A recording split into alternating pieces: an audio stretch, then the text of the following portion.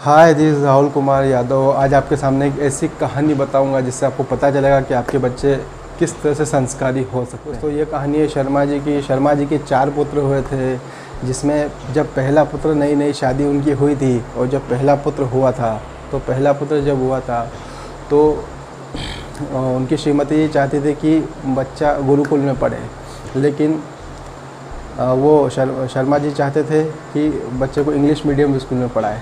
तो शर्मा जी ने उनके मन की करके बच्चे को इंग्लिश मीडियम स्कूल में डाल दिया था।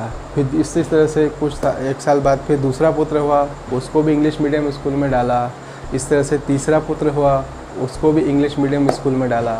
इस तरह से हर बच्चे का जो दाखिला था वो इंग्लिश मीडियम स्कूल्स में वो कराते रहे। लेकिन जब चौथी पुत्र की बारी आई, जब चौथा पुत्र उनका हुआ, तो चौथा पुत्र जब हुआ था तो उनकी श्रीमती जी ने उनकी बात नहीं मानी कि एक पुत्र है, उनको आप क्यों ना हम इसे गुरुकुल में एडमिशन करा दें।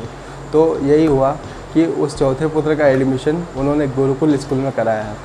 दोस्तों, इन सब की जो एजुकेशंस थी वो चलती रही कुछ सालों तक, 15-20 साल तक इस तरह से चलती रही। और जब एजुकेशन कंप्लीट हुआ और इस तरह से शर्मा जी कुछ सालों बाद रिटायरमेंट पे चले गए थे। और जब जो पहले पुत्र हुआ था वो पहले पुत्र डॉक्टर बन गया था, वो दूसरा पुत्र बैंक मैनेजर बन गया था। जो तीसरा पुत्र था वो गवर्नमेंट ऑफिस में एक अकाउंटेंट के पोस्ट पे, सभी लोग गवर्नमेंट जॉब्स में सब कुछ बढ़िया थे। लेकिन जो चौथा पुत्र थे उनके, वो चौथा पुत्र पूजा पाठ में लग गए थे, सत्यनारायण भगवान की कथा में लग गए थे, रामायण सुना रहे थे, भागवत कथा सुना रहे थे और उनकी पॉपुलैरिटी मतलब बढ़ रही थी इन सब चीज़ों से। तो इस तरह से चौथे पुत्र का जो मतलब जो कार्यशैली थी वो इस तरह से पूजा पाठ में रही और उनकी इनकम्स भी इस तरह से पूरी तरह से धर्मकांड में लग गए थे। तो दोस्तों, यहाँ पे शर्मा जी इस बात से चिंतित थे कि जो चौथे पुत्र था वो चौथे पुत्र की इनकम कुछ नहीं है। आज की डेट में फाइनेंशियल पोजीशन बहुत कमज़ोर है। इस तरह से वो परेशान होते रहे। लेकिन जो उनकी श्रीमती जी थी, जो चौथे पुत्र की माँ थी, वो उनको बहुत लाड से और प्यार करती थी। 3 पुत्रों के मुकाबले में उनसे बहुत प्यार करती थी। तो शर्मा जी उनकी जो पत्नी थी, धर्म पत्नी थी, उनको कहते रहते कि क्या आप इनसे प्यार करते थे, ये तो कुछ काम नहीं करते हैं। तो कहीं भी कथा वथा करते हैं, कोई 500 रुपये मिल जाते, कोई 1000 रुपये मिल जाते। इस तरह से इनका जो इन्होंने अपना करियर इस तरह से बिगाड़ लिया है, इस तरह से वो कह रहे थे। तो उनकी श्रीमती जी ने कहा कि ये चौथा पुत्र ही आपका हीरा है, यही मुझे अच्छा लगता है और इसी को मैं बहुत लाड करती हूँ। तो बोले, अच्छा, ये इतना लाड़का आपका कैसे हुआ? ये मुझे तो कहीं से कहीं तक नहीं ऐसा लगता कि इतना लाड़का है। तो इस तरह से उनमें बातें चली और बात चलते चलते फिर उनकी श्रीमती जी ने कहा क्यों ना आप इनको चेक कर ले, क्यों ना टेस्ट कर ले कि कौन सा पुत्र ज़्यादा अच्छा है। फिर उनकी श्रीमती जी ने उनको ऐसा किया कि जो अंदर का कमरा था वहाँ शर्मा जी को बंद कर दिया। और शर्मा जी को बंद करने के बाद जब पहला पुत्र आया, जो माफ़ कीजिए, जो डॉक्टर साहब था, वो डॉक्टर जब पहला पुत्र आया तो माँ ने एक तरह से कहानी बनाई कि आज तुम्हारे पिता ने मुझे बहुत पीटा है, क्योंकि आज मतलब एक तरह से उन्होंने कहानी बनाई, इस तरह से अपना नाखून चुभा के अपना पल्लू फाड़ दिया था इस तरह से। और मतलब इस ऐसी अवस्था में थी कि जैसे उनको मारा हो शर्मा जी ने। तो इस तरह से एक कहानी बनाई और डॉक्टर साहब के सामने पेश की, क्या तुम्हारे पिता ने मुझे बहुत मारा क्योंकि सब्जी में थोड़ा सा मेरा एक बाल गिर गया था और ऊपर से नमक तेज़ हो गया था, इसलिए उनको टेस्ट अच्छा नहीं लगा, इसलिए उन्होंने आज मुझे बहुत पीटा। तो डॉक्टर साहब ने कहा कि अच्छा, बुढ़ा सटिया गया है। इस तरह से उन्होंने कहा कि यार इस तरह से करने की ये हरकत कैसे की, ये बुढ़ा सटिया गया है, इनको कोई अकल नहीं है। तो बोले कहाँ है अभी? तो बोले अभी तो वो बाहर गए हैं। फिर दूसरे पुत्र बैंक मैनेजर आया तो उनसे भी यही कहानी कही कि सब्जी में बाल गिर गया था और इस तरह से मतलब नमक तेज़ हो गया था, इसलिए उन्होंने मुझे पीटा। तो उन्होंने कहा कि अच्छा, इनकी अकल ठिकाने लगानी पड़ेगी, इनको पैसे देना बंद करो, इनमें कोई अकल नहीं है, अपन ज़्यादा इज्जत करते हैं तो ये अपना गलत फ़ायदा उठाते हैं। बोले कहाँ हैं अभी? बोले बेटा अभी तो बाहर गए हैं। इस तरह से कहानी बना दी।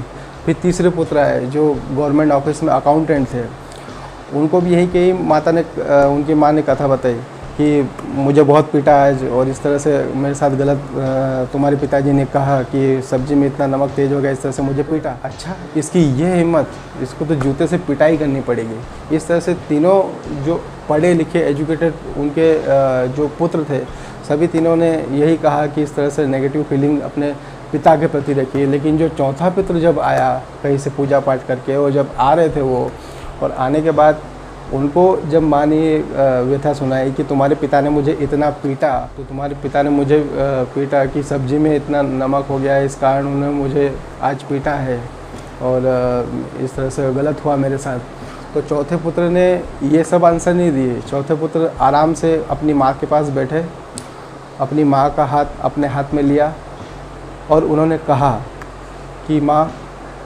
वो ज़रूर किसी समस्या में आज होंगे, कोई गंभीर समस्या में उलझे हुए होंगे, उनको कोई टेंशन होगा, वरना मेरे पिताजी ऐसा कभी नहीं करते।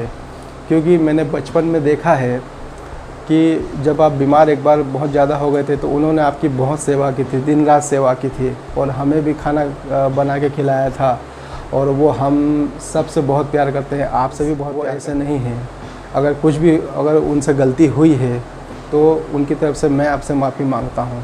इस तरह से चौथे पुत्र ने आंसर दिया। जो चौथे पुत्र जो गुरुकुल में पढ़ते थे, उन्होंने ये आंसर अपनी माँ को दिया कि ऐसा ऐसा हो गया था, इसलिए ऐसा हो गया होगा, वरना मेरे पिता ऐसे नहीं हैं।